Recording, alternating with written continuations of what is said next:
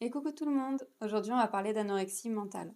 Donc la vidéo va être un petit peu plus longue que la dernière fois. Du coup ce que je te propose c'est de te faire une bonne tasse de thé, de chocolat, de café ou de ce que tu veux. Tu t'installes confortablement et on est parti. C'est quoi la différence entre l'anorexie mentale et l'anorexie? L'anorexie ça va vraiment être une perte d'appétit, suite par exemple à un traitement, à une maladie, à un état dépressif, et ça va durer plus ou moins longtemps. Alors que l'anorexie mentale, c'est le refus volontaire de s'alimenter ou de peu s'alimenter. On parle aussi d'anorexie restrictive.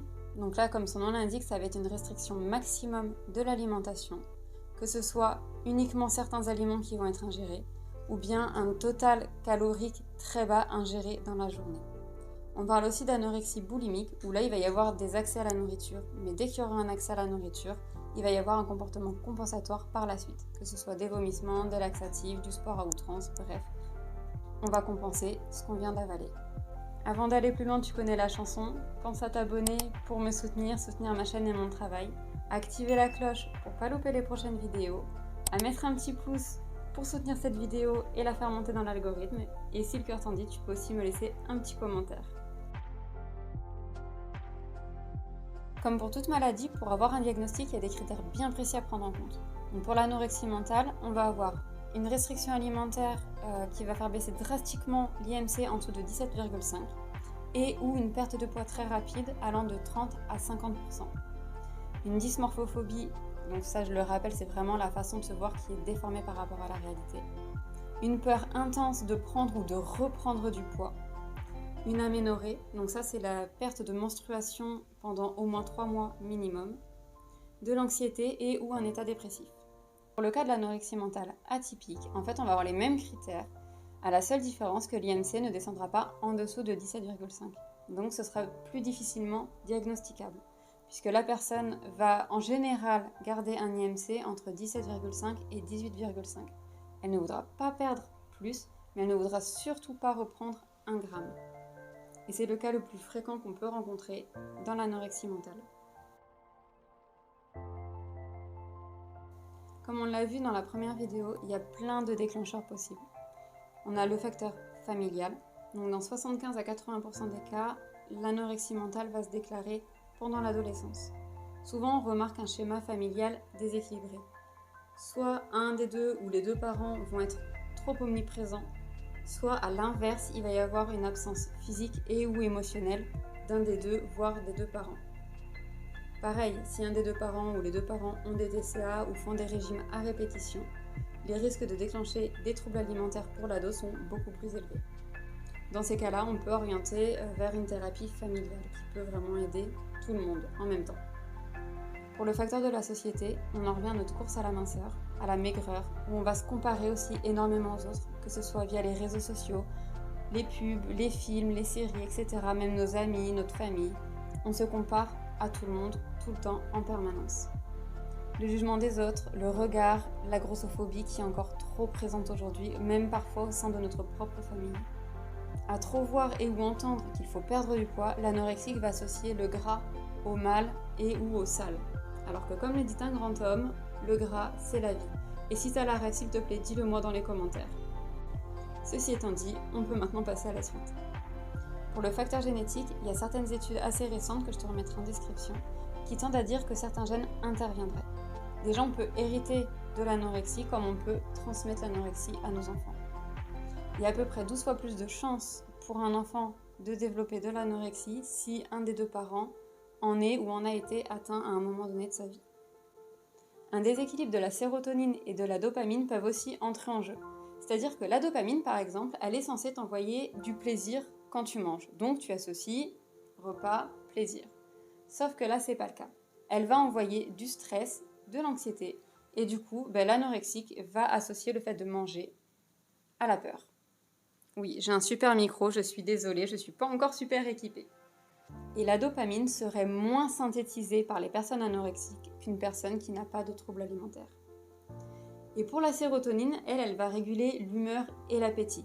Donc forcément, si c'est déréglé, l'appétit va être déréglé également, l'humeur aussi, les deux sont liés. Bref, un combo parfait.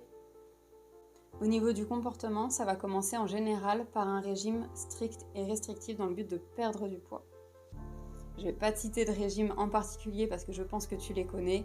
On les voit passer assez souvent à la télé, sur les réseaux, par les coachs et aussi parfois par nos proches.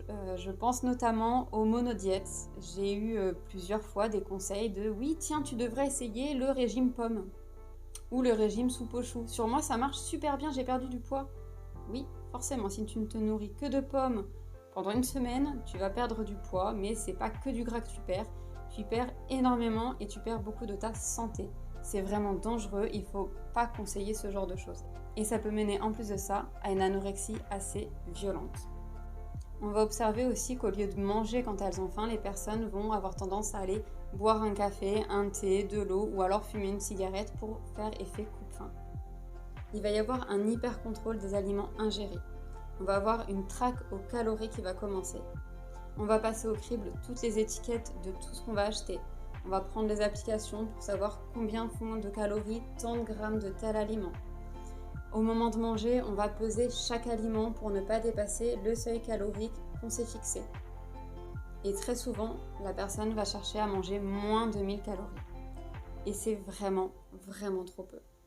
Mais ça, on en fera une vidéo entière parce que les calories à elles seules, ça ne veut rien dire. Donc on parlera de tout ce qui est calories, macronutriments et tout ce qui est essentiel. D'ailleurs, sur les vidéos de mes recettes sur mes autres réseaux, que je te remettrai en barre d'infos, faut bien que je me fasse ma petite pub, on me demande assez régulièrement combien font de calories tel ou tel plat. Alors sache que je ne le dirai pas, pour plusieurs raisons. Déjà, je ne sais pas, je ne calcule pas, et pour éviter justement ce concept de restriction. C'est pas parce que le plat fait tant de calories que tu ne peux pas le manger. Tout est une question d'équilibre. Mais ça c'est pareil, on y reviendra dans la vidéo dédiée aux calories. Au-delà du fait de peser tous les aliments, les personnes anorexiques ont tendance à se peser tous les jours, voire même plusieurs fois par jour pour être sûr de ne pas dépasser un certain poids. Sauf que tout ce que tu avales, forcément tu prends du volume, donc sur la balance, ça se voit. Mais une fois que tu as digéré, le poids ne se voit plus. Tu ne prends pas 3 kg de gras parce que tu as mangé 2 Kinder Bueno dans la journée. De même qu'un matin, tu peux peser 1 kg de plus que la veille sans avoir mangé en excès, mais tu as mangé un peu plus tard ou un peu plus salé et du coup tu vas avoir fait un peu plus de rétention d'eau. Et dans ces moments-là, les personnes anorexiques, elles vont se restreindre encore plus alors qu'en fait il suffit juste de remanger normalement et le poids va se réguler tout seul. Et c'est pareil, au moment des menstruations, on a tendance à voir le poids grimper, faire un peu yo-yo et on prend peur. Mais c'est normal, ce sont les hormones qui jouent et tout revient à la normale après. Une fois l'hypercontrôle atteint, on va y prendre une certaine forme de plaisir. Parce que là, la dopamine, elle a décidé de jouer son rôle. Sauf que c'était pas le bon moment, mauvais timing.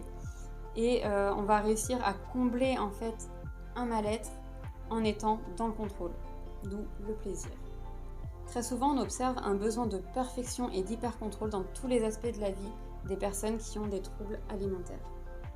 La personne anorexique va penser que pour être aimée ou acceptée, il faut être maigre ou peser un certain poids. On n'oublie pas le thé parce que là, on parle beaucoup. Mais on s'hydrate peu. Bref, il peut y avoir aussi un isolement progressif ou soudain, puisque la personne, en étant à l'extérieur, ne pourra plus avoir le contrôle sur ce qu'elle ingère. Par contre, quand il y a une anorexie atypique, ça se verra beaucoup moins, parce que la personne va quand même sortir, va manger, peut-être un peu moins, sous prétexte qu'elle n'a plus trop faim ou pas trop d'argent si c'est au restaurant, bref, il y a toujours des excuses à donner. Par contre, ça va demander énormément d'efforts, et du coup, quand la personne va rentrer, que ce soit le soir même ou les jours qui vont suivre, la restriction va être beaucoup plus intense. Déjà, on ne force jamais la personne à manger, puisque ça va créer de la colère, de la frustration, de la culpabilité, de la honte même, de la tristesse, de la peur, bref, toutes les émotions bien négatives, et ça va créer l'effet inverse. Par contre, on peut accompagner la personne. Si elle est consciente du trouble mais qu'elle n'est pas encore suivie, on peut lui proposer d'appeler le médecin pour aller avec elle au premier rendez-vous ou de contacter les nutritionnistes, les psychologues, l'aider tout simplement dans les démarches. Évidemment, on ne la juge pas lors des sorties ou lorsqu'elle refuse de sortir par peur de manger à l'extérieur, parce que ça c'est quelque chose qui est récurrent. On a peur de manger devant les autres, par peur du jugement de notre assiette. Bref, la bienveillance, la tolérance, l'accompagnement, ça va vraiment être des mots-clés pour aider la personne qui est atteinte d'anorexie mentale. C'est pas une maladie qui est sans risque. Il y a une liste longue comme mes 2 bras, je vais t'épargner ça et je vais aller à l'essentiel et te dire les risques principaux. Donc à court et à moyen terme, on va observer déjà une aménorrhée dans 95% des cas, une atteinte cardiovasculaire, une fonte musculaire, une infertilité, une atteinte de la thyroïde, des carences en vitamines, minéraux, oligoéléments du fait de la sous-nutrition, un ralentissement du transit, perte de cheveux, ongles cassants, la peau sèche. On peut voir aussi du duvet apparaître parce que le corps va être en hypothermie. Les extrémités très souvent froides parce que le corps met le peu d'énergie qu'on lui donne à faire fonctionner les organes vitaux et clairement les extrémités ne sont pas vitales. À long terme, on pourra observer une ostéoporose, une déminéralisation, une dentition qui va se fragiliser, qui peut être cassante. Il y a aussi un risque de retard de croissance chez les plus jeunes. Et malheureusement, dans 5 à 10% des cas, le décès est une des conséquences de la maladie. Allez, enchaîne là-dessus maintenant. J'ai fini ça sur une note très joyeuse. Super. La bonne nouvelle, c'est qu'on peut s'en sortir avec un suivi pluridisciplinaire qui est essentiel pour le faire. On parle d'environ 7 ans pour une rémission totale de la maladie. Pour beaucoup de personnes qui sortent du trouble, il y a environ 20 à 30% de symptômes résiduels. À savoir que la maladie n'est jamais très loin. C'est-à-dire que si tu as le moindre doute, si tu as le moindre signe de retour de la maladie, il ne faut vraiment pas hésiter une seconde pour retourner consulter les spécialistes que tu as vus. Il y a aussi des plateformes d'écoute, notamment sur la FFAB, la Fédération Française Anorexie Boulimique. Je te remets le lien dans la description et la plateforme Stop TCA qui est toujours là et que je te remets également en description. On arrive à la fin de cette vidéo, j'espère qu'elle t'a plu, que je t'ai peut-être appris des choses, que je t'ai aidé à comprendre certaines choses pour toi ou pour des proches. En attendant la prochaine vidéo, n'hésite pas à me rejoindre sur mes autres réseaux où je t'attends avec grand plaisir. Et en attendant, je te dis à bientôt!